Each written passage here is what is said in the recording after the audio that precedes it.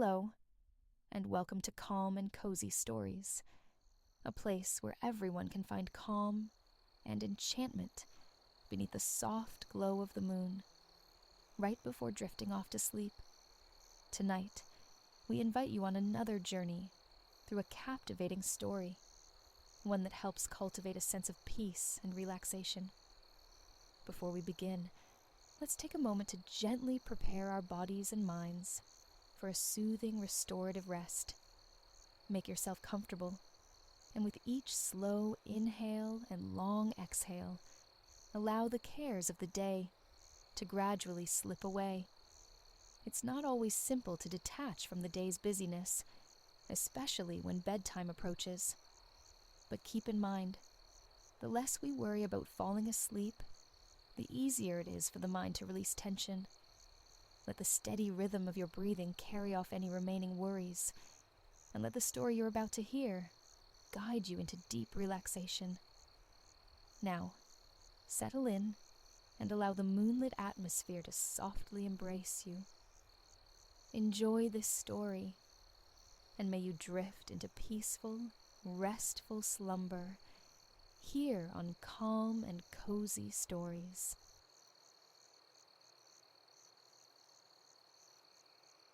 Once upon a time, there was a merchant named Laurent who had invested his entire wealth in a fleet of ships, only to see them lost to the unforgiving sea.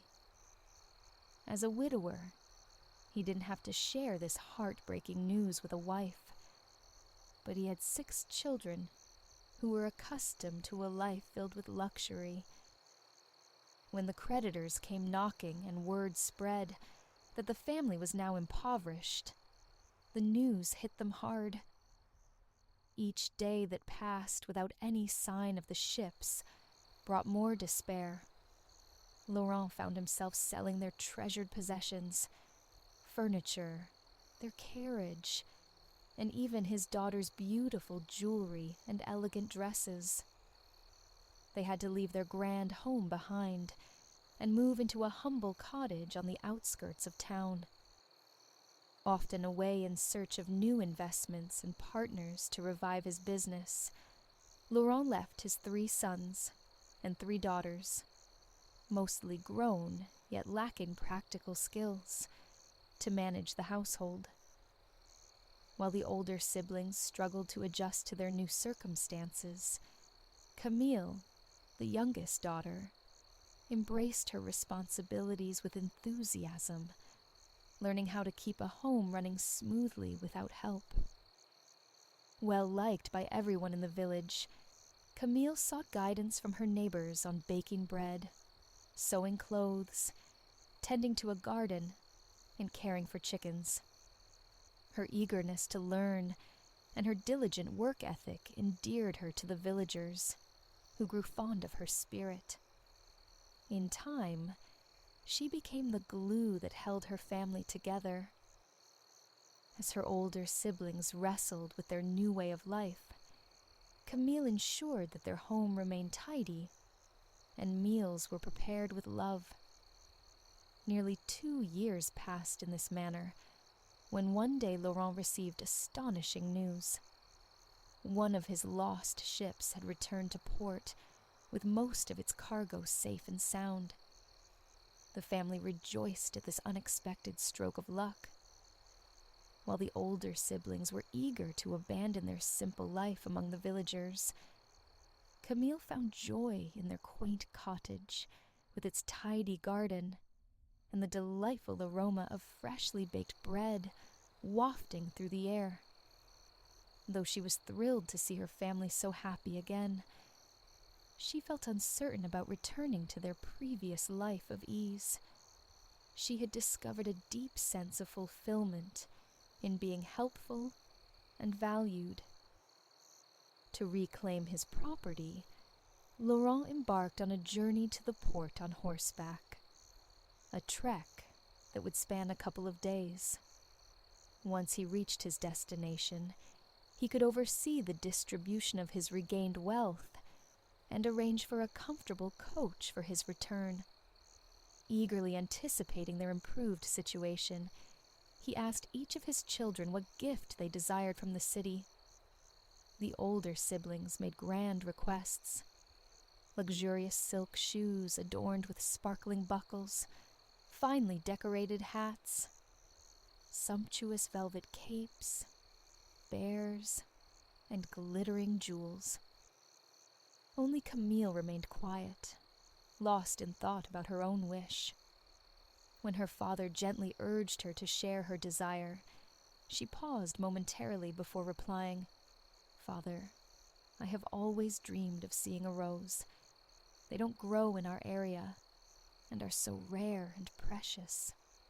She expressed her longing for just one rose in any color, which she found enchanting. He chuckled at the unique wish of his youngest child, but agreed without hesitation. Secretly, he decided to also bring her a necklace or some other trinket to accompany the flower. The morning of his departure was bright and pleasant. Camille took great care in packing his saddlebag with provisions for the journey, and bid him farewell with a slightly teary smile. The others were more indifferent, used to their father's travels, and solely focused on the treasures they anticipated upon his return.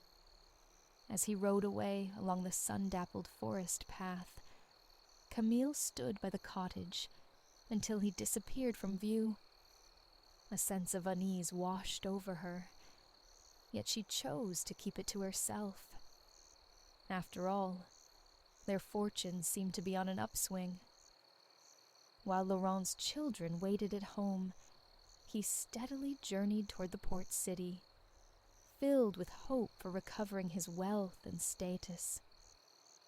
Although he had faced considerable losses with the cargo aboard the ship, he envisioned starting anew, perhaps even launching a fleet of ships.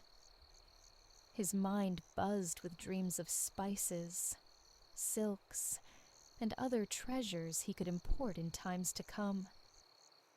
Thus, it was devastating for him to arrive only to find his dreams dashed. Indeed, the ship had returned, bringing with it most of its cargo intact. However, word of his fortunate luck spread quickly, prompting his many creditors to spring into action. By the time Laurent arrived to reclaim his belongings, they had already been dispersed to settle his numerous debts. Despite his attempts to negotiate with various merchants for an extension on his hefty bills, all efforts proved fruitless. As the sun dipped below the horizon, he found himself debt-free, yet utterly empty-handed. There was no money left for him to invest, nor any means to buy the gifts he had promised his family. Feeling despondent, Laurent decided against spending another night in the city. Without taking the time to prepare for the journey ahead, neglecting to consider the weather or send a word ahead, he mounted his weary horse and set off down the provincial road that had led him to the port that very morning. A few hours later, as darkness enveloped him, a storm swept in.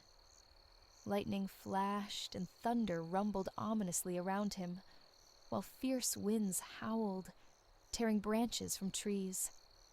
Startled by the tempest, Laurent's horse veered away from the main road and plunged into an unknown forest. Realizing too late that embarking on this nighttime ride was unwise, Laurent began searching through the gusty winds for any form of shelter, a cave or refuge from the storm. He lost track of time as his horse wandered through the raging gale, until at last a tall stone wall loomed before him. Urging his steed onward in hope of finding a house where he could take cover, he approached what turned out not to be a home, but rather an estate, surrounded by a formidable wall. Before him stood a tall iron gate, slightly ajar. With little regard for etiquette in such dire circumstances, Laurent dismounted and pushed open the heavy gate wider to guide his horse through. Together, they made their way up a paved path that faded into the swirling shadows ahead. Leaves danced wildly in the wind, and rain lashed at him from every direction as Laurent strained to see through the darkening gloom. At last, he discerned an imposing structure emerging before him. It was undoubtedly a grand mansion. Though his view was somewhat obscured, he could discern the grand entrance and the many spacious rooms adorned with tall windows. It was a rather daunting place to arrive at uninvited, yet he had no other option. The thought of spending the night exposed to the elements filled him with dread. He desperately needed shelter. After securely tying his horse in a sheltered nook, he approached the imposing front door and grasped the heavy iron knocker. He let it drop, its sound reverberating through the darkness like a reply to the distant rumble of thunder. When silence met his call, he inhaled deeply and leaned against the door, pushing it open with all his strength. It yielded to him, and he stumbled slightly as he entered the vast entryway. Laurent paused on the cold stone floor for a moment, catching his breath amidst the eerie quiet. Through a narrow gap in the towering door, he could still hear the rain pounding against the front steps, and felt a wave of relief that he had secured shelter for his horse. As he rose into the dim light, he took in his surroundings. He stood in a magnificent reception area, where a grand staircase curved upwards on either side. Suits of armor stood like silent guardians throughout the space. Before him loomed an intricately carved set of double doors. The stillness inside was profound, so quiet that one might have heard a pin drop. Yet, a gentle glow filtered through the cracks of the doors ahead. After several tentative attempts to call out for anyone within, Laurent took another deep breath and made his way toward the radiant room, slowly pushing open the doors. Upon entering, he surveyed his new surroundings. A lively fire crackled in an expansive hearth, casting warmth across the room. A table set for one featured a humble selection of dishes alongside a carafe and a large glass. His gaze drifted around this inviting space, taking note of plush chairs and tables overflowing with books, each corner brimming with comfort and charm. However, there was no sign of the homeowner. Laurent awkwardly settled into one of the cozy armchairs, pausing for a moment. The delicious aroma of the meal laid out before him was simply irresistible, drawing his attention to the crusty loaf of bread and the succulent roasted meat. As time passed without a hint of anyone arriving, his stomach let out a loud growl, and he finally gave in to his hunger. Moving to the table, he started with a slice of bread, gradually indulging in the entire feast at a leisurely pace. An hour drifted by in peaceful silence, and he assumed that the owner must be away, seeking shelter from the storm elsewhere. Relishing a generous sip from his glass, he eagerly polished off the rest of his dinner. Convinced that the homeowner was not around, Laurent reassured himself that he could explain his presence come morning. After savoring every last bite, he leaned back contentedly in his chair and emptied the carafe.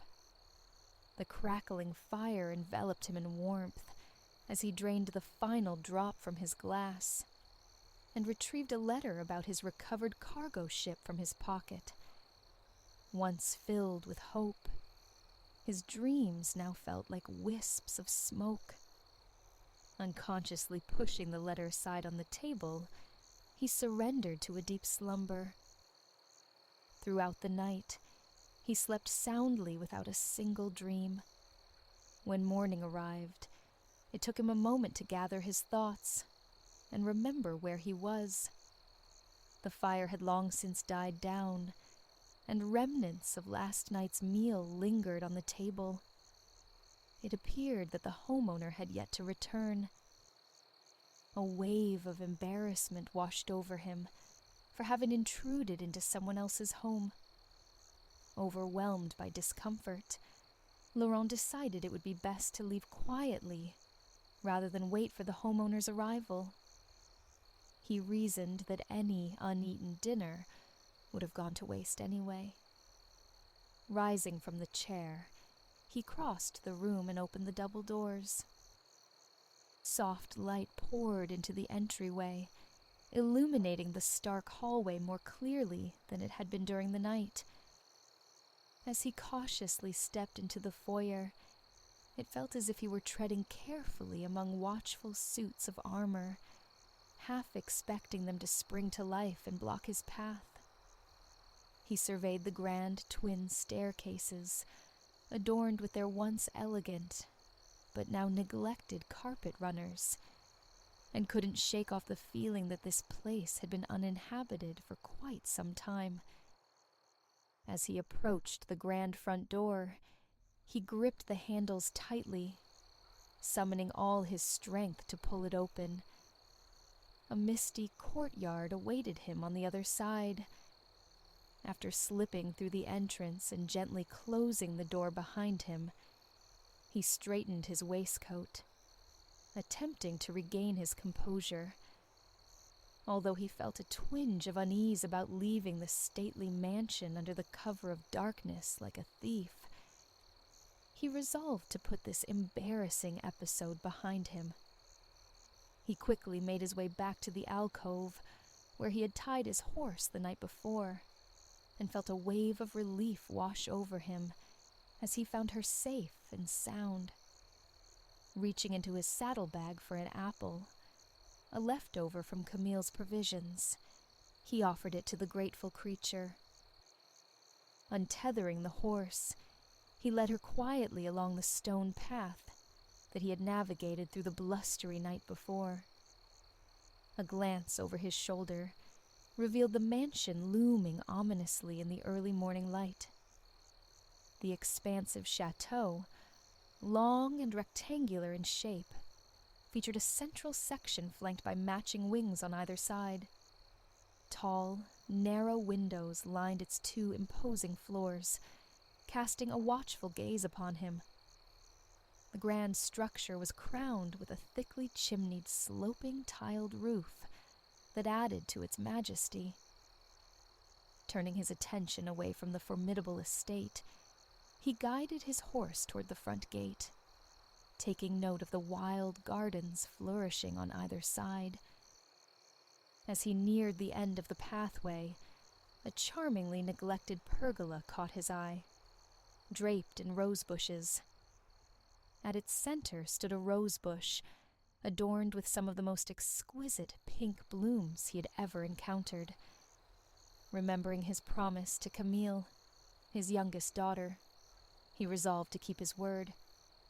With a knife from his bag in hand, he eagerly began snipping off the delicate roses from their bush, intent on gathering them all as a symbol of his commitment. So engrossed in his task was he that he failed to notice footsteps approaching from behind. Stepping back from the now bare bush, an unsettling feeling crept over him, as if someone were watching. When he turned around, he was met with a piercing gaze from a rugged figure before him. Though resembling a man at first glance, this being was marked by an untamed mane of facial hair and an unusually tall and muscular build. Clearly startled, and dressed in hastily thrown-on linen shirt and breeches that looked disheveled. This figure radiated an air of fury. "What do you think you are doing?" he growled, his voice deep and menacing, much like a wolf. Laurent stood frozen in place, acutely aware of the bouquet he clutched in his left hand. He fumbled for words, explaining that he had assumed the house was deserted and that the roses would go unnoticed. Noticing no softening in the man's fierce expression, he weakly added that he had promised roses to his daughter.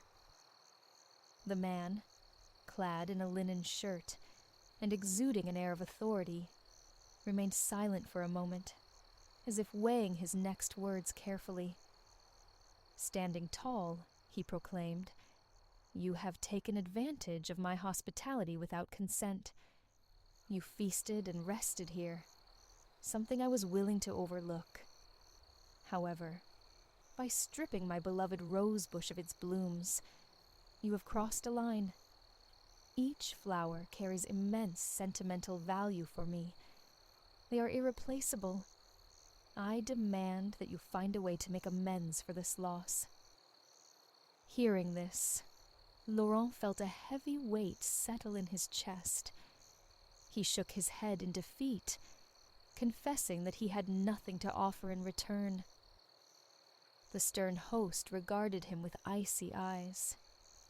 "If that is the case, you must work to repay your debt," he declared firmly.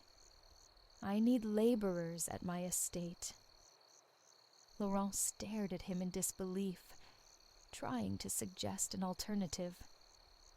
"But sir," he protested gently, "I have 6 children waiting for me at home. I cannot stay here. What will become of them?" The man remained unmoved by his pleas. "You either work off your debt, or someone from your family must take your place," he insisted resolutely. "Take your roses. They hold no value for me now," he continued coldly.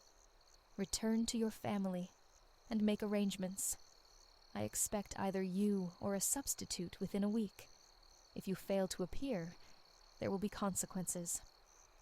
With that final word, the stern man turned away, without another glance back. Laurent watched as he disappeared into the chateau, realizing he had no choice but to return home and prepare his children for his impending absence. Maybe once the man had calmed down, he would release Laurent from this obligation. As he rode steadily, yet slowly towards home, thoughts of how to deliver the news weighed heavily on him. Despite the beautiful day, the mist lifting and sunlight streaming down, his heart felt burdened with worry about what lay ahead. He arrived home late that night to find his children eagerly awaiting him. Their excitement bubbled over as they anticipated gifts from their father's journey. As he opened and closed his saddlebags, they playfully reached out in search of the treasures he'd promised them. With regret filling him, Laurent instead handed each child a single rose. Camille took hers first, and inhaled its fragrance with delight, marveling at its beauty. However, his other 5 children were quick to voice their disappointment and demanded to see their real presents. That evening, gathered around the bustling kitchen table, Laurent recounted to his children the unfortunate events of his recent trip to the port city. He spoke of the loss of what little fortune remained, and the circumstances that had led him to owe a debt to the enigmatic owner of the chateau. As he finished explaining that he would need to return and work off this obligation, his 5 eldest children wore frowns of discontent, questioning how they would manage without him.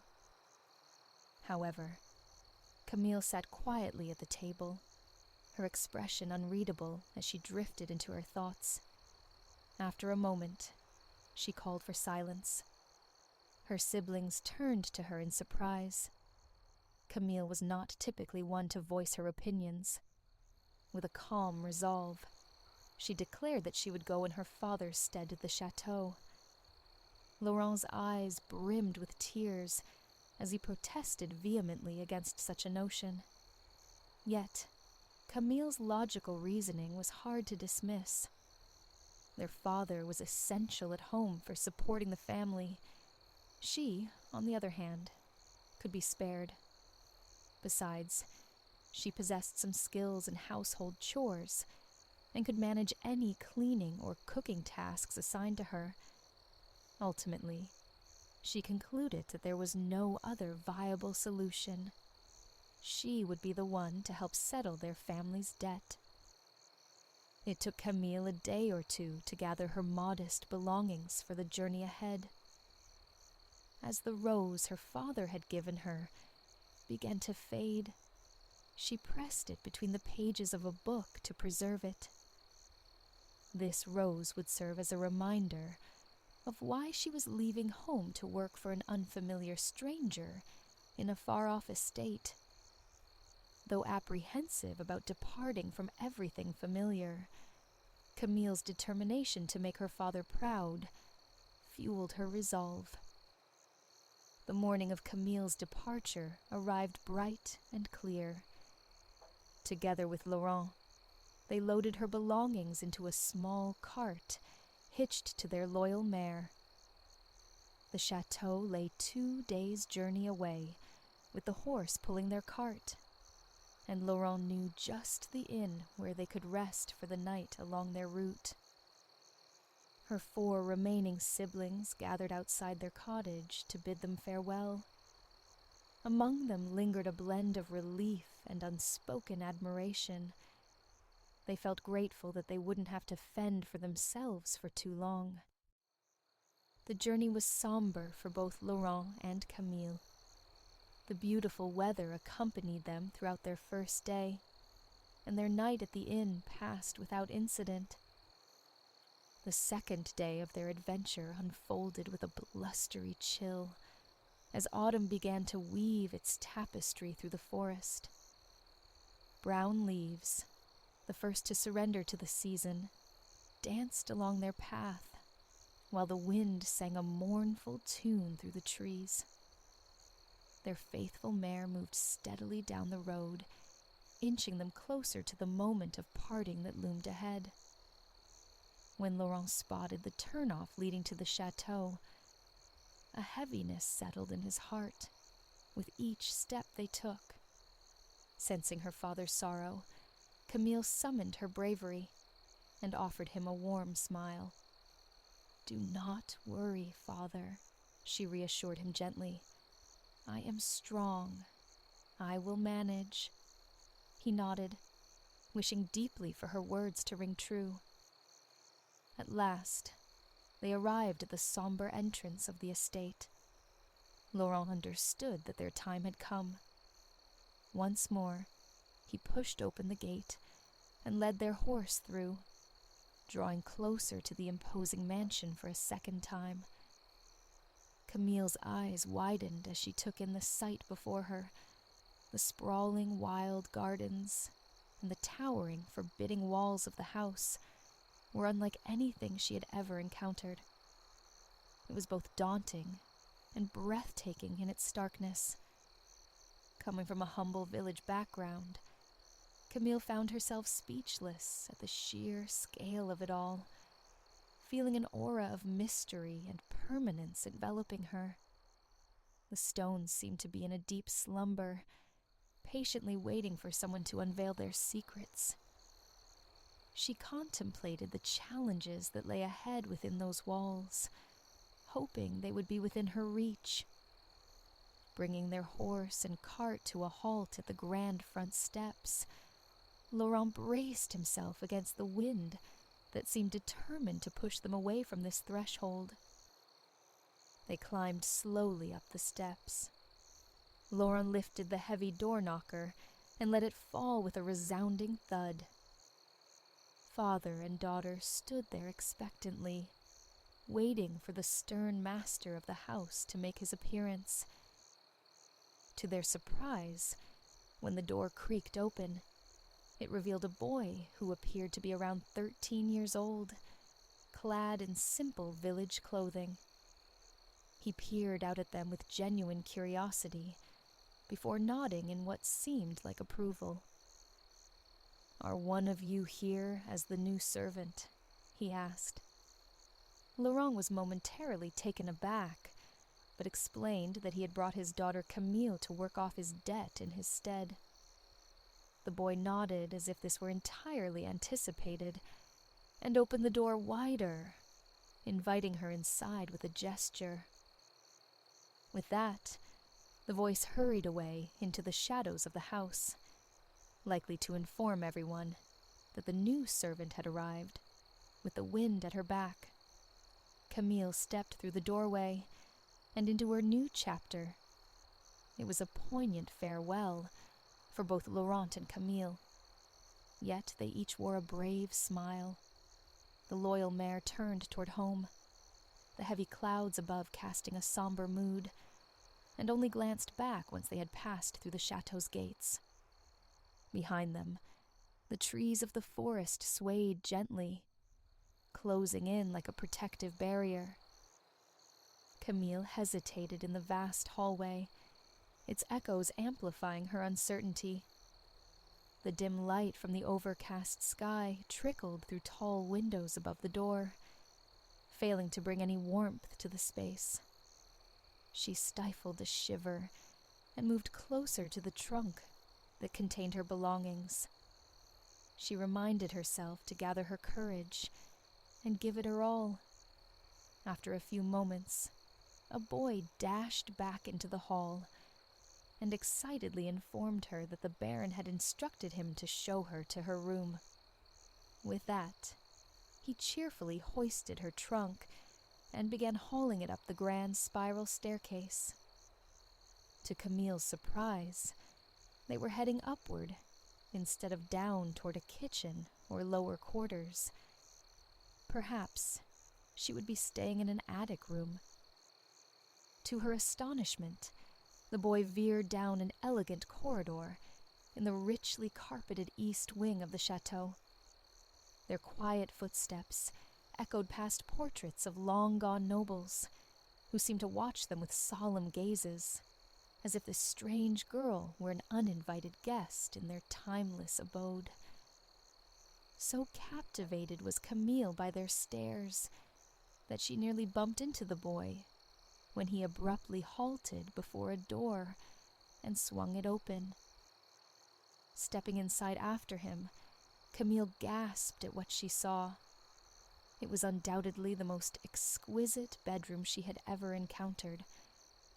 While not overly spacious and furnished with simplicity, it featured a canopied bed, draped in fine fabrics, and adorned with rich wooden accents that exuded luxury.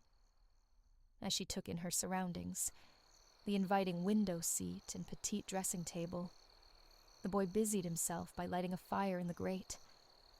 Once it crackled cheerfully, he stood back, brushed off his hands, and flashed her a bright smile. "I'm Gabriel," he introduced himself warmly. "I help out around here for the Baron with various tasks. I'm so glad you've arrived. It can get rather lonely sometimes, and I could use some company for daily chores." Camille felt unsure how to reply, although curiosity bubbled within her about what those daily tasks might entail. She simply thanked him for starting the fire and inquired when she might meet her new employer. Gabriel gently informed her that the Baron would meet with her the following day to discuss her responsibilities. For the moment, he mentioned that a simple supper would be brought to her, hoping she would find rest throughout the night. Just as quietly as he had entered, Gabriel slipped out of the room, closing the door softly behind him. Taking a deep breath, Camille began to unpack her belongings. She hung her clothes in the generous wardrobe and carefully arranged her few books on a side table beside the bed. As she opened one of the volumes, a delicate pink rose fell from its pages, bringing a wistful smile to her lips. After placing the book aside, she wandered over to the window, drew back the heavy curtains, and nestled into the inviting cushions of the window seat. From this cozy nook, she enjoyed a sweeping view of the courtyard below, where wild gardens meandered along paths and climbed up the stone walls of the chateau. As dusk settled in, a gentle breeze stirred leaves and twigs across the cobblestones, creating playful little whirlwinds. Dark clouds hurried past as they danced around the rising moon. Weary from her journey, and feeling somewhat lost in this new place, she soon dozed off amidst the soft drapery. A gentle knock at her door stirred her awake. Rousing herself from the window seat, she took a moment to steady her breath before opening it to find a tray waiting outside with a modest dinner of bread, cheese, soup, and steaming tea. The hallway was empty. It was clear that Gabriel moved with great quietness.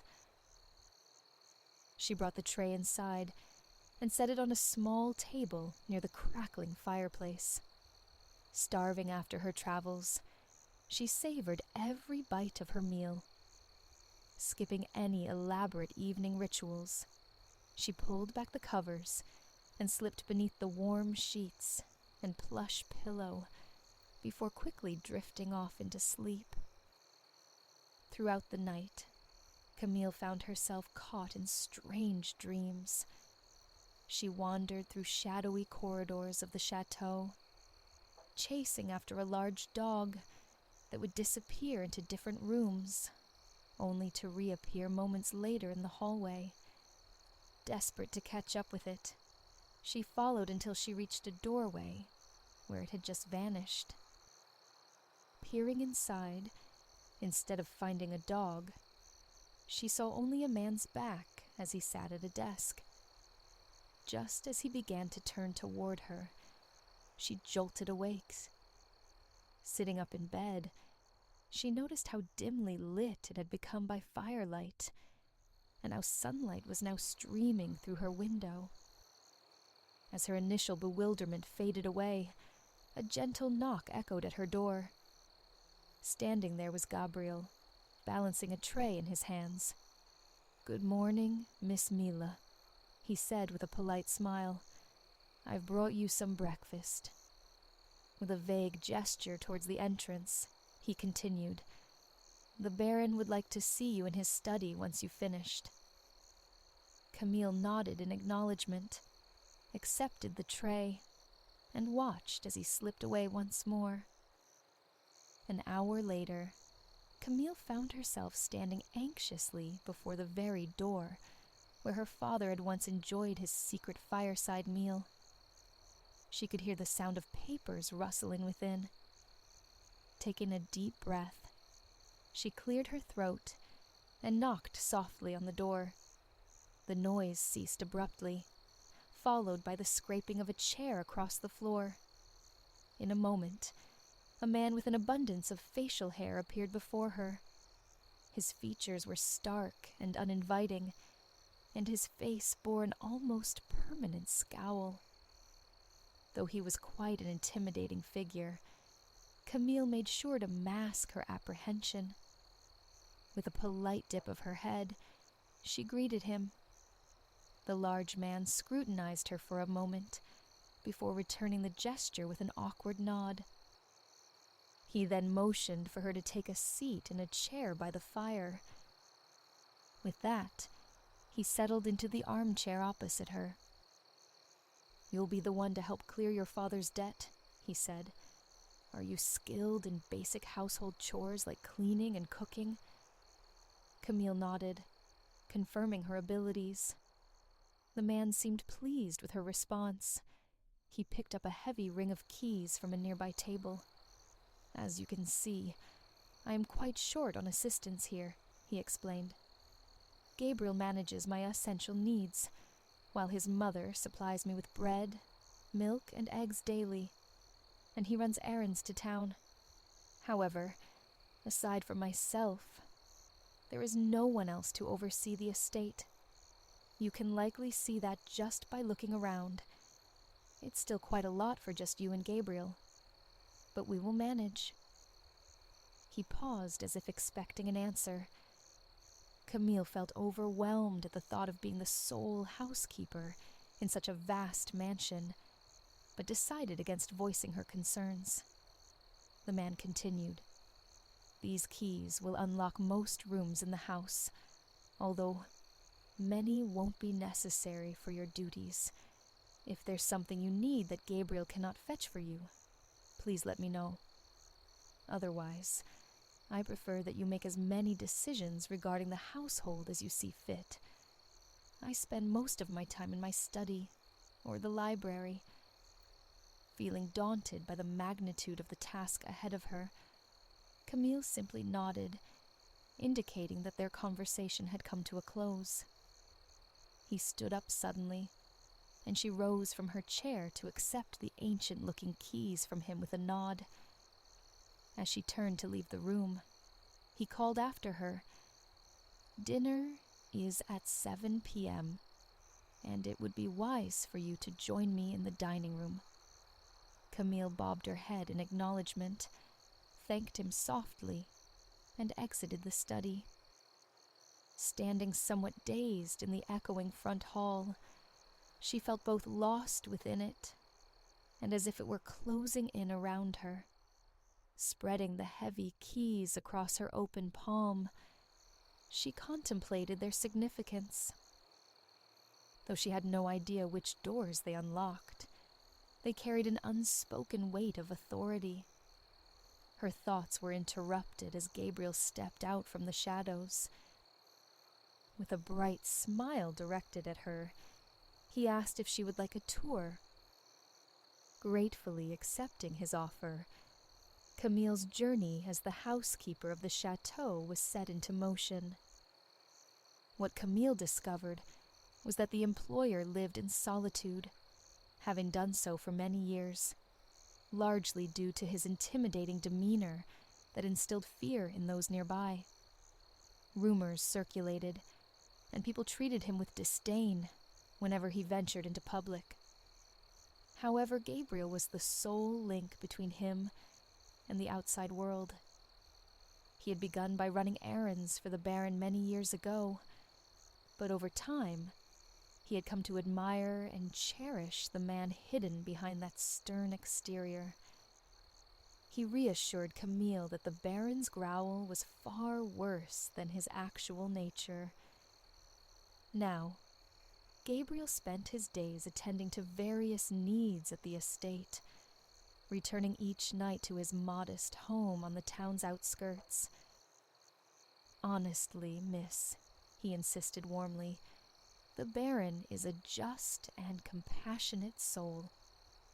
Gabriel then guided Camille through the many rooms and corridors of the chateau, which bore signs of neglect in several areas. The dimly lit hallways were lined with unused bedrooms draped in dust covers. The fireplaces stood cold, with some rooms having remained untouched for decades or even centuries. In those forgotten spaces, furniture and belongings were piled high, cloaked in cobwebs. The windows struggled to let in light from outside, obscured by layers of grime that had built up over time. As Camille explored her surroundings, she quickly realized that only a handful of rooms were in regular use, and it was her task to clean and organize them. These included the kitchen, the Baron's study, and the welcoming entryway. Yet, the most breathtaking room of all was the library. Gabriel kindly allowed Camille to sneak a glimpse while the Baron was otherwise occupied. and what she beheld left her spellbound. Before her lay an expansive room with lofty ceilings adorned in gold accents. Towering bookcases reached all the way to the ceiling, lining every wall except where grand windows let in streams of light. At either end of the room stood rolling ladders, poised to glide across the shelves and grant access to any book within reach. The collection seemed endless, with spines and rich hues of crimson, deep green, navy blue, and warm brown, each one inviting her to explore its pages. Camille, who had cherished the few books she managed to read during her father's financial struggles, had never encountered such a magnificent assortment. Gabriel mentioned that the Baron spent many hours here, and it was easy to believe. Scattered throughout this luxurious haven were tables stacked high with books open to selected pages or gathered together in piles. Well-loved leather armchairs hinted at countless hours spent lost in their comforting embrace. Gabriel earnestly told her that he was responsible for keeping the fire crackling in the grate during daylight hours. Camille imagined what it would be like to dive into one of those countless volumes while sinking into a soft chair, breathing in the rich aroma of aged paper infused with ink. It felt utterly enchanting. She understood that if she wanted to make progress in this neglected home, she would need to choose a spot and start. On that first day, she and Gabriel dusted off the front hall and tidied up the kitchen. For some time now, Gabriel and the Baron had been preparing simple meals there, but much of the space needed attention. Though Camille wasn't a master chef by any means, she took delight in restoring the kitchen's former shine. She sent Gabriel into town with a shopping list, and then set to work in the grand yet silent kitchen. Countertops were cleared of dust, pots and pans were polished until they gleamed, and slowly but surely, the once cold and empty space began to come alive again. By the time dinner rolled around with the Baron, she had prepared a humble meal of roasted chicken. It might not have been extravagant, but she felt a swell of pride as she presented it. With only a moment to refresh herself, Camille made her way back to her room. Gabriel had rekindled the fire, and she took the opportunity to use her pitcher and washstand, slipping into her finest dress. As she approached the window to close the curtains for the night, she paused, captivated by the darkness outside. The courtyard was still, as if it were holding its breath in anticipation. Not a single creature stirred. Even the birds seemed to have taken a break from their evening songs. The surroundings were wrapped in a cocoon of tranquility. With a gentle tug, she drew the velvet curtains closed and reluctantly turned away from the window. There was so much yet to uncover about this place, she thought to herself. Lighting a candle, she ventured down the shadowy hallway and descended the grand staircase. The tall doors of the dining room loomed ahead. Inside, the space was remarkably opulent for just 2 diners. It must have witnessed lavish gatherings and sumptuous feasts in its time. As she looked up, her eyes sparkled at the sight of the dazzling crystal chandelier that hung above like a constellation of stars. At one end of the long table, Gabriel had set 2 places, and dinner awaited them.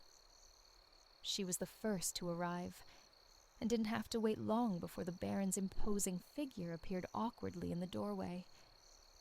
He paused for a moment, and offered a brief nod of acknowledgement. With a gesture toward the 2 settings, He invited her to take a seat. Camille gladly sank into one of the plush chairs.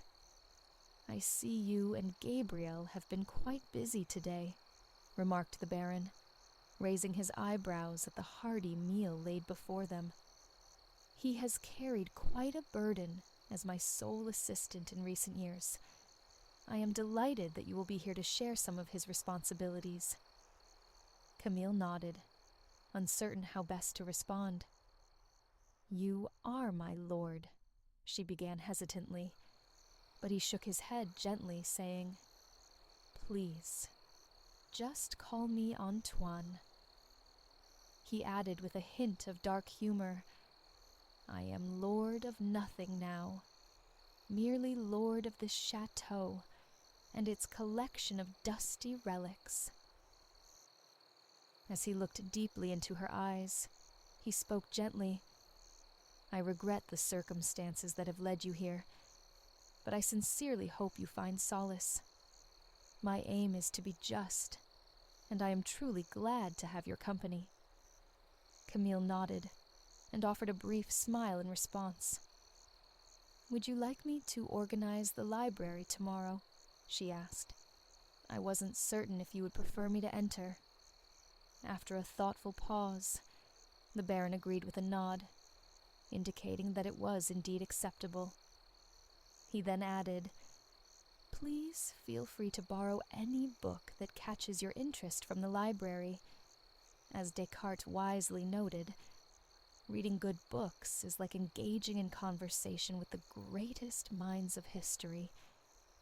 You'll discover that my library boasts an extraordinary collection. There's virtually any book you can imagine within its walls. It's quite enchanting in that way." Surprised by his kind gesture and refined manner, Camille observed her somewhat melancholic employer as he enjoyed his meal. Though she had only been at the chateau for a day, her outlook on her situation was already beginning to transform. She now realized she was the mistress of a magnificent estate, with the freedom to work as she wished, and she had just been granted access to an impressive library. Perhaps this unexpected turn of events wouldn't be as dismal as she had initially feared. Lost in thought, while gazing at her plate beneath the flickering firelight, all she could hear was the gentle clinking of silverware against china.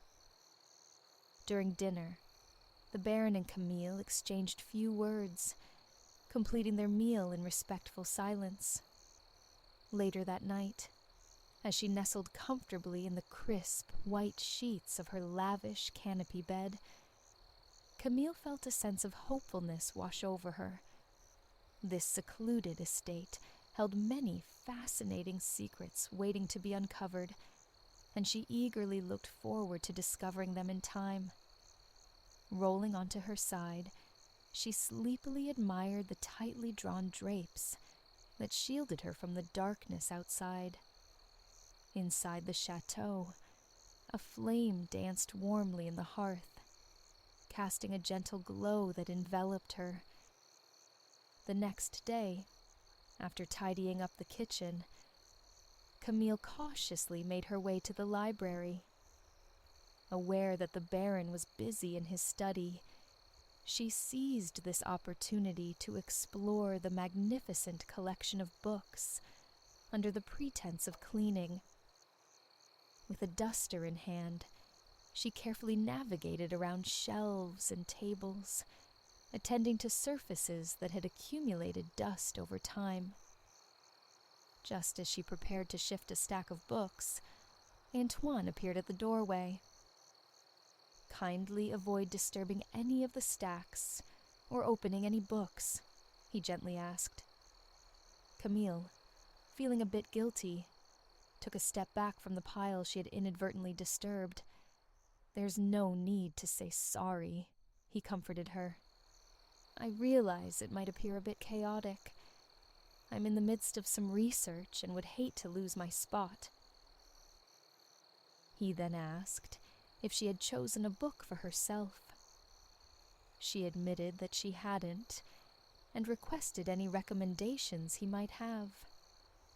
Camille revealed her feelings of inadequacy when it came to understanding such profound literature, feeling she came from a less educated background than he did.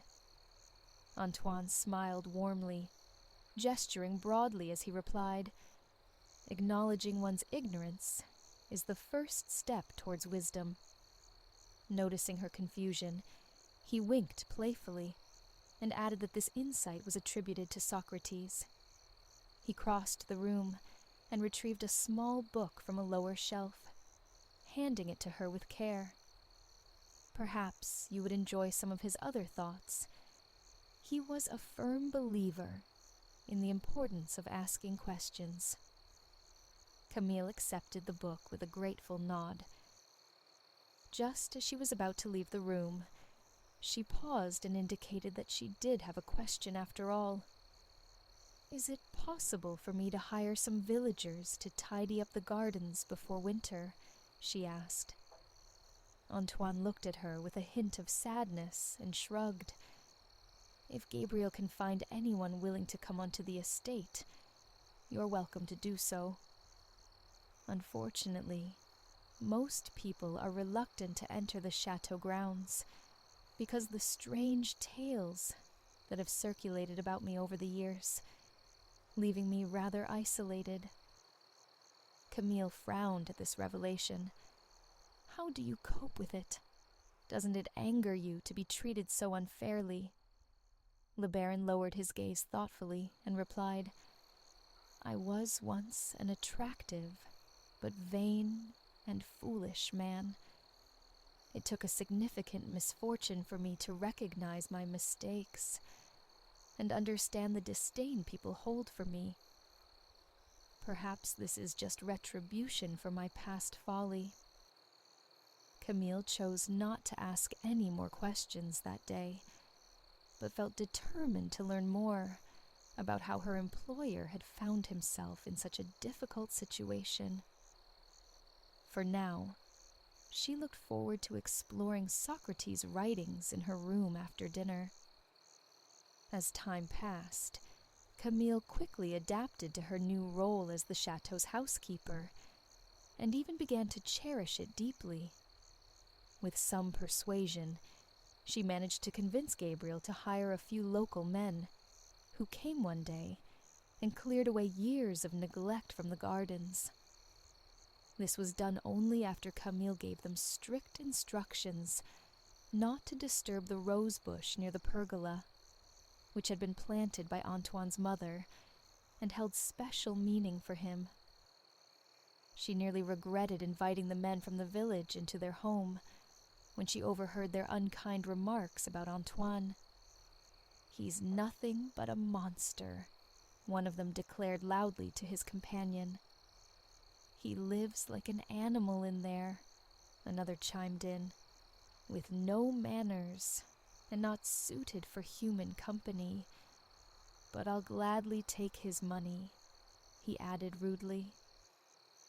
Camille caught sight of Antoine standing by the window, absorbing their entire conversation.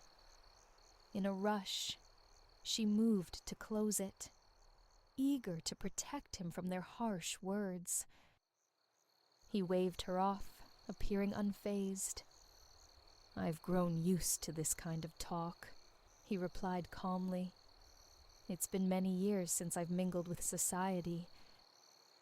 Camille felt a surge of frustration and asked, "How can you endure such injustice? They don't even know you. How do you not despise them?"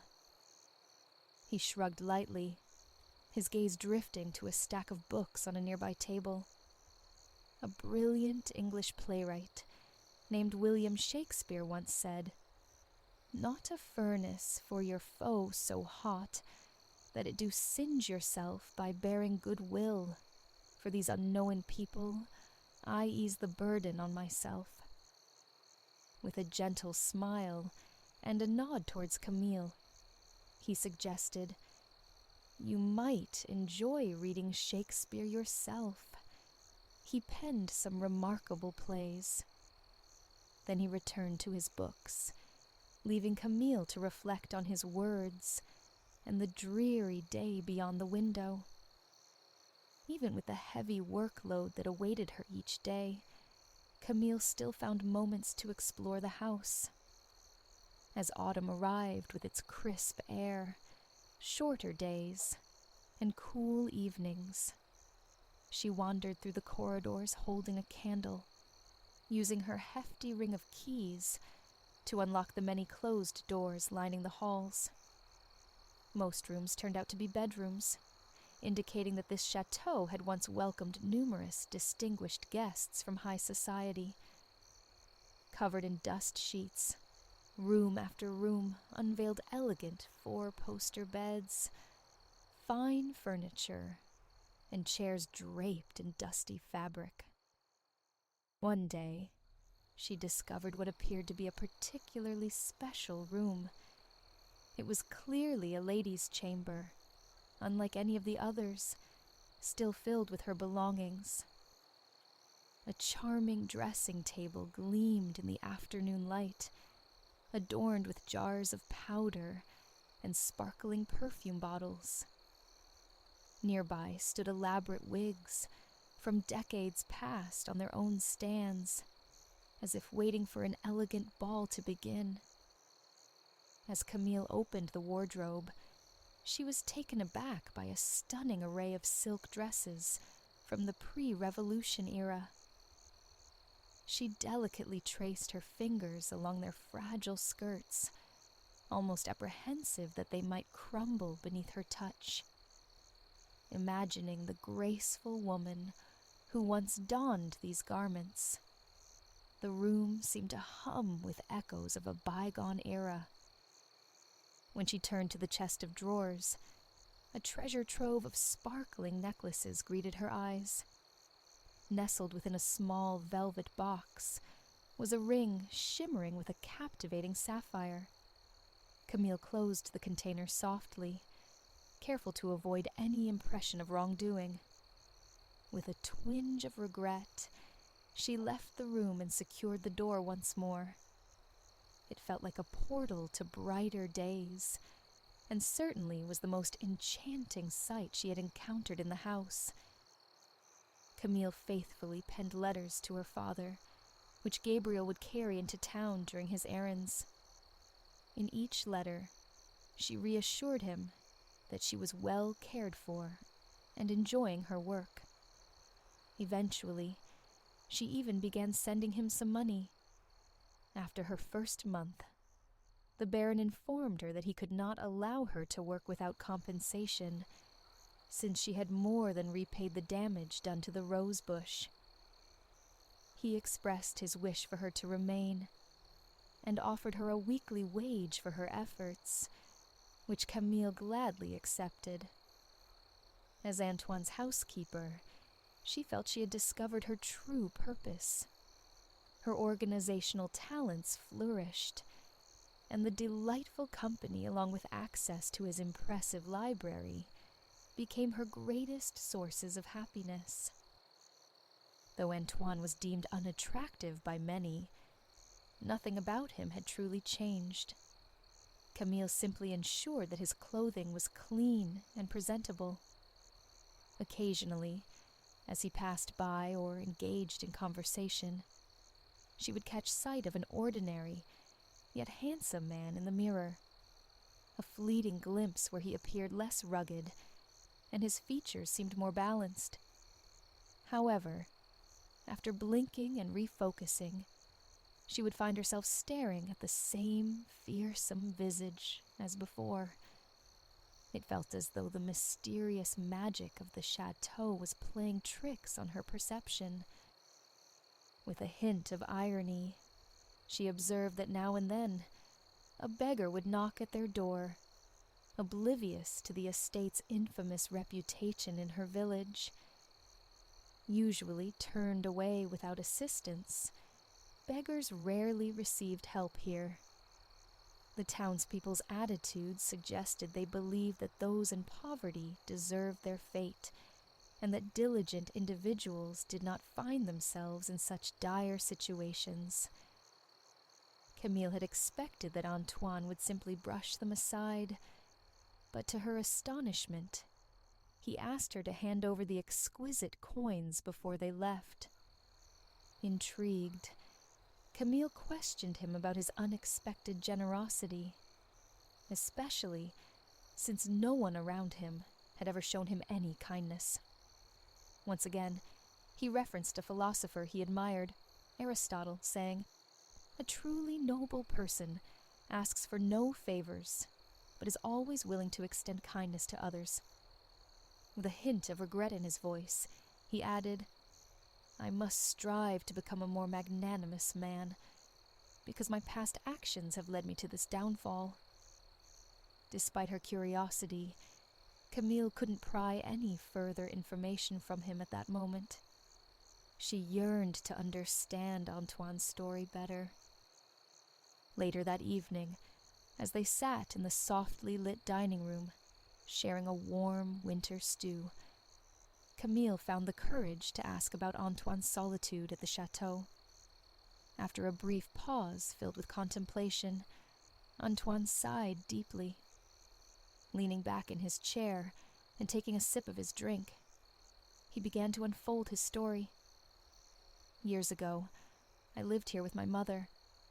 After my father's passing when I was just a child, I became the lord of this estate. My mother was a lovely soul who spread joy and kindness wherever she went. She was the one who nurtured the rose bush that your father picked bare." Antoine hesitated for a moment, visibly troubled before continuing. "When my mother fell ill and eventually passed away, I was left alone to navigate life by myself. Unfortunately, I did not rise to the occasion as I should have.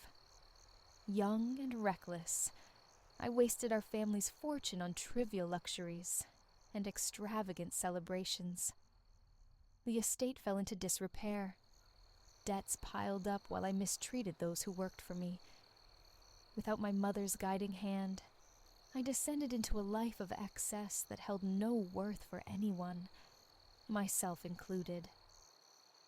He recalled one particular evening when he hosted an opulent gathering. A servant approached him with news of a woman at their door seeking food and help. Caught up in the revelry of the night, he coldly dismissed her request and instructed his servant to tell her to seek work elsewhere. However, before the servant could usher her away, she pushed her way inside and foretold that his arrogance would lead to his undoing, cursing him to live in solitude and without love until he learned compassion and sought redemption. With a furrowed brow, Camille pondered Antoine's words. Humanity? What could she have meant by that? Antoine simply shrugged. "That is the mystery that has haunted me for years. Even with a vast library filled with the insights of philosophers, mathematicians, and poets at my disposal, I remain ensnared by my curse. While my mind expands, the collective wisdom of humanity has yet to illuminate a path to my liberation." Camille studied him from across the table, listening to the gentle crackling of the fire that broke the stillness around them. She envisioned him sitting alone before many fires over countless nights, without anyone to share his thoughts. How many years had he spent in this solitary confinement, turning the pages of innumerable books in search of redemption? Antoine offered a bright smile, trying to dispel the lingering awkwardness. "Well," he remarked cheerfully, as the great Isaac Newton once said, "to arrive at the simplest truth requires years of contemplation. Perhaps one day I will discover the answer lying quietly on her bed that night." In that moment, Camille felt as if she had finally grasped the essence of his struggle. All those years had been spent in study and reflection, absorbing knowledge and seeking forgiveness. He was no longer a man who would deny kindness, even to those deemed unworthy. Yet she wondered what more he could achieve. Would he remain forever confined within these walls, surrounded by his books and reminders of a past he regretted? She hoped not. She had come to admire him deeply. As she pulled the covers snugly around her chin and gazed sleepily at the glowing embers in the hearth, Camille felt enveloped by the tranquil silence of their home. With winter's chill wrapping around them like a thick blanket, she drifted off into slumber once more. Throughout the biting cold of winter, Camille and Antoine found comfort in each other's company at the chateau, sharing their lives alongside Gabrielle, who remained their steadfast link to the outside world. Many rooms in their grand mansion lay locked and untouched. The spaces they occupied were cozy and tidy, thanks to Camille's diligent care. Their meals were simple yet hearty. Outside, snow piled high in the courtyard, while cold winds whistled through deserted hallways.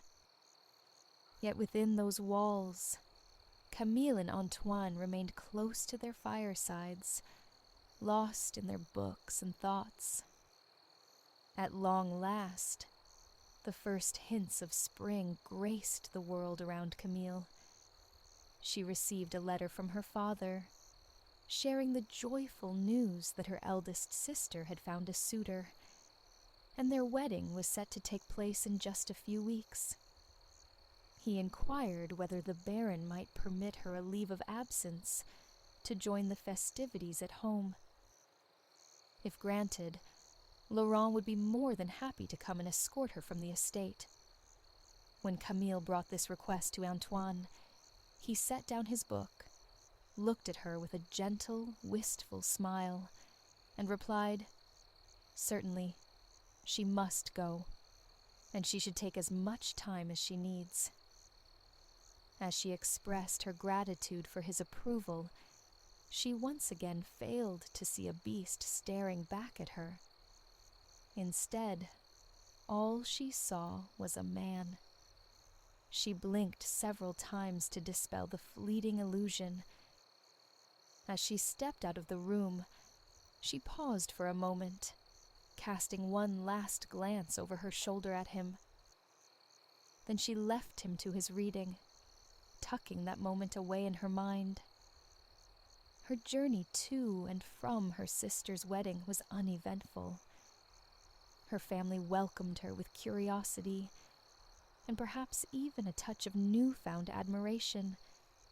They praised the elegant new garments she had acquired with her earnings.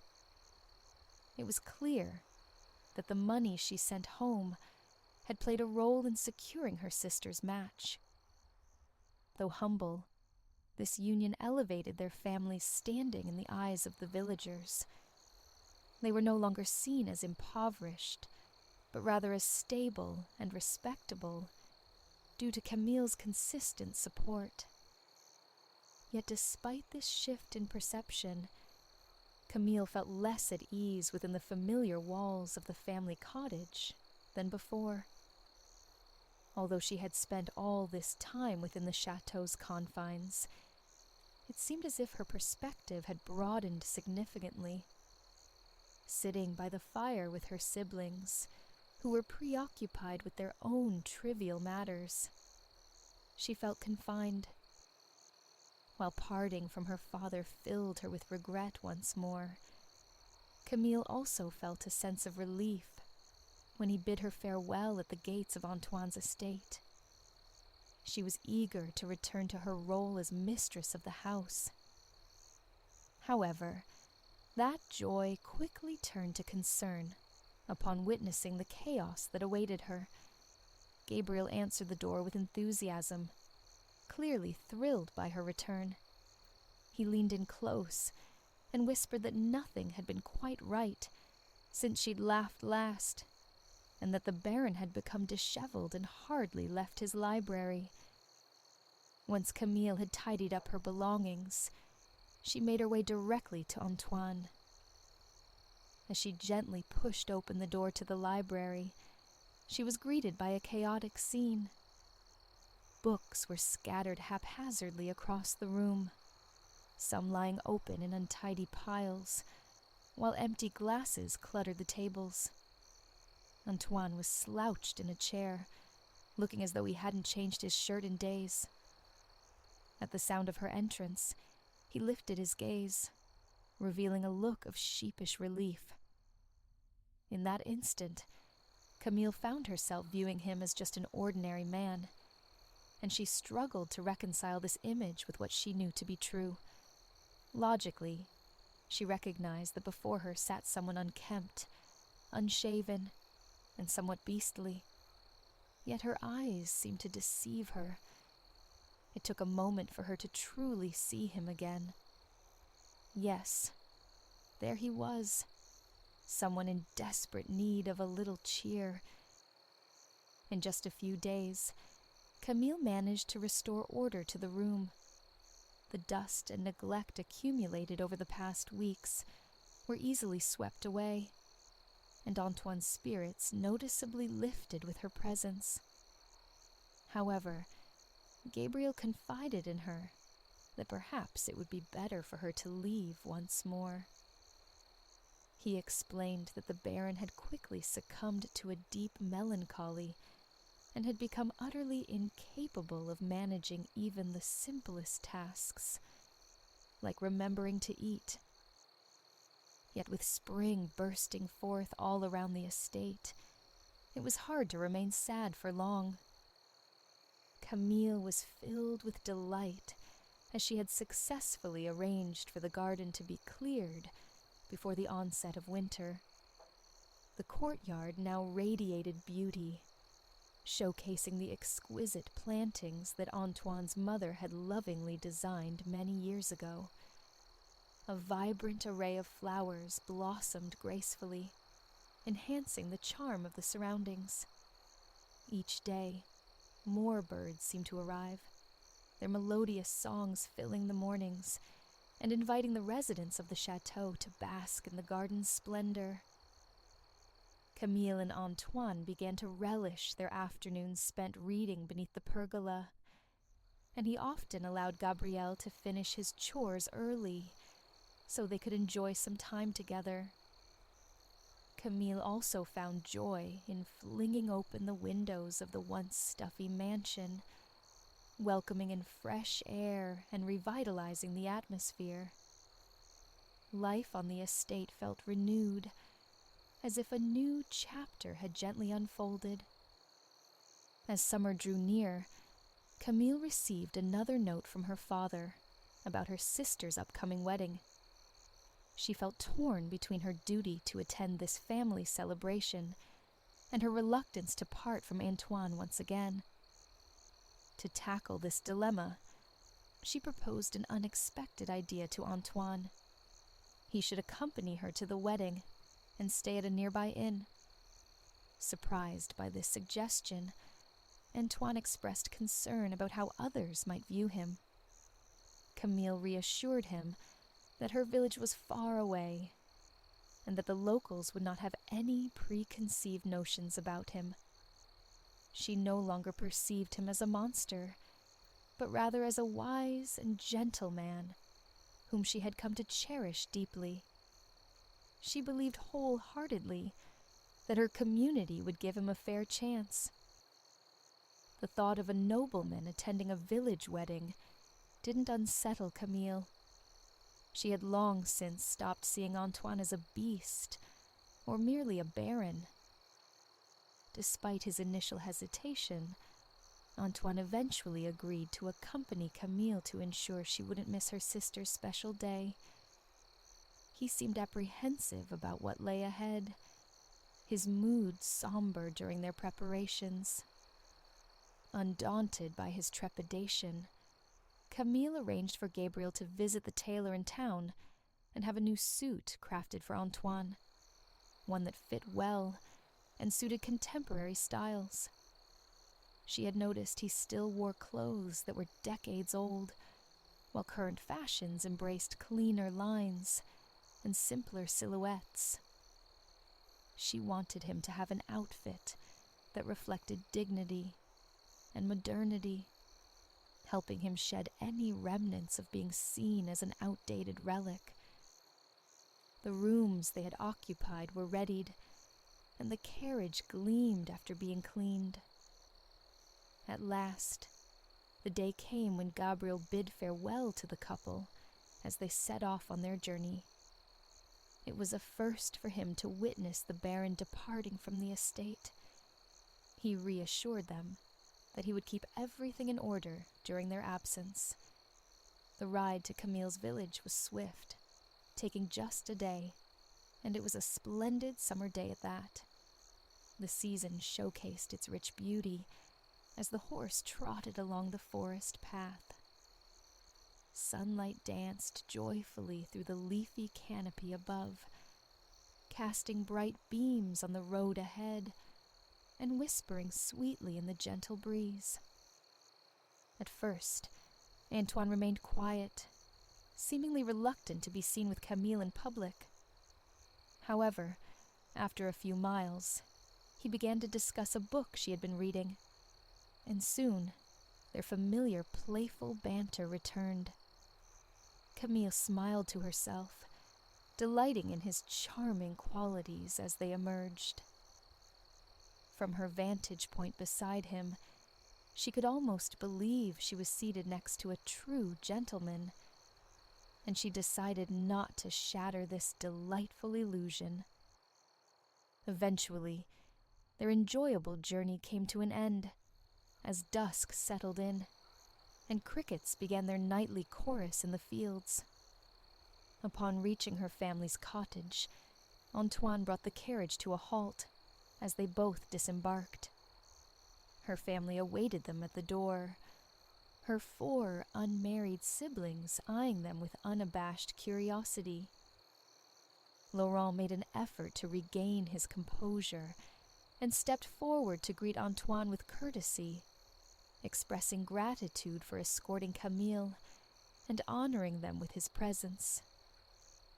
Yet Camille felt her cheeks warm with embarrassment when her brother leaned in to whisper something to her older sister, prompting giggles that echoed around them. It was clear they were teasing about the Baron's visit. A collective sigh of relief washed over everyone when Antoine took his leave for his lodgings.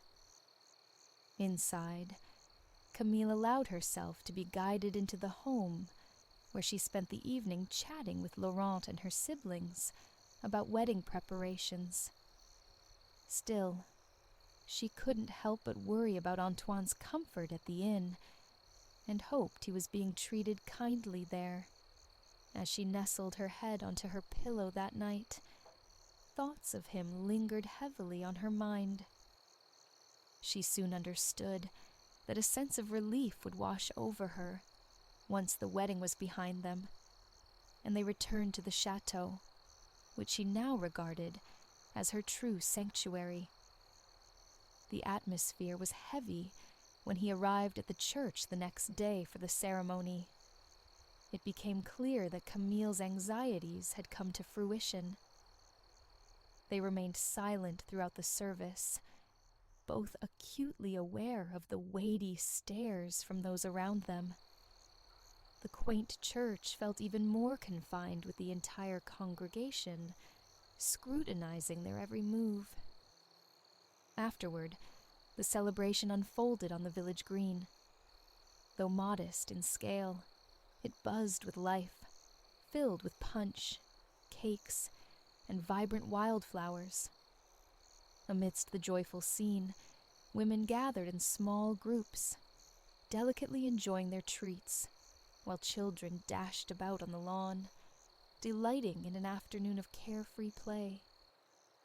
Yet Camille and Antoine found themselves distanced from the merriment. She stood stiffly beside him, acknowledging the villagers who had once embraced her with warmth. Those same kind souls who had taught her about gardening and baking years ago now kept their distance, whispering among themselves and exchanging knowing glances in her direction. Not a single neighbor offered a kind word to Antoine. He smiled politely, but chose to remain quiet. Even her own family provided no comfort, completely overlooking the couple as they navigated this challenging day. As Camille and Antoine stood there, desperately wishing for the party to end, they caught snippets of a conversation between two men nearby. "You may have wealth," one remarked with a sneer, "but he'll never convince anyone to marry him with a face like that." The other man laughed, replying, "It's quite pitiful when you have to woo your own maid." Those words struck a chord within Camille. Setting down her punch, she confidently made her way to the center of the gathering and called for everyone's attention. "I brought the Baron here because I believed you were decent people," she announced firmly. "I thought his noble spirit and kindness would show you all that he is not the monster you think he is. However, I must confess I was wrong. None of you deserve his respect. We will no longer impose upon you. Let me be clear. Antoine is a far better man than any of you. I would choose him as my companion over each and every one of you 100 times over, and that is the honest truth." A stunned silence enveloped the crowd as they exchanged bewildered glances between Camille and Antoine. When she turned back to him, she was met with an unexpected sight. No longer did he appear as before. Instead, a handsome and dignified gentleman now smiled gratefully at her. Despite her efforts to shake off her confusion and focus on him once more, his striking features remained unchanged. His excessive facial hair, strong jawline, and impressive stature had vanished. He was as charming as any man she had ever encountered, and that fact lingered in the air. Whether it was a shift in her perception, or perhaps some kind of enchantment at play, the other guests continued their festivities as if nothing had happened. They greeted Antoine warmly and smiled at Camille as though all was well again. It felt as if the awkward incident had been wiped from their memories entirely. The villagers acted as if they had never seen a beast among them before. It was both a mystery and a miracle. A long-held veil had finally been lifted. In this serene moment of victory, Antoine felt the weight of his enchantment slip away for good. For years, he had immersed himself in books, searching for wisdom about humanity. Yet, he had misjudged the woman who had cast the spell upon him. The lonely years had transformed him. He became kinder, more generous, and forgiving, qualities that ultimately won Camille's heart. This newfound humanity was the key that shattered his curse. Not long after, Camille and Antoine found themselves together beneath the pergola in his garden, marveling at his mother's rose bush, which was once again flourishing with vibrant blooms. As twilight enveloped the chateau, crickets began their evening serenade.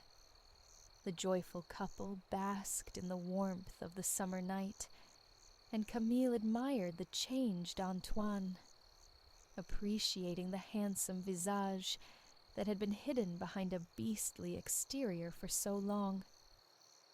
In that moment, he straightened up and pulled from his pocket the ring she had once admired in his mother's dresser. You are the only one who truly made an effort to understand me, he said earnestly. Then, with a playful glint in his eye, he quoted from one of his many beloved tomes.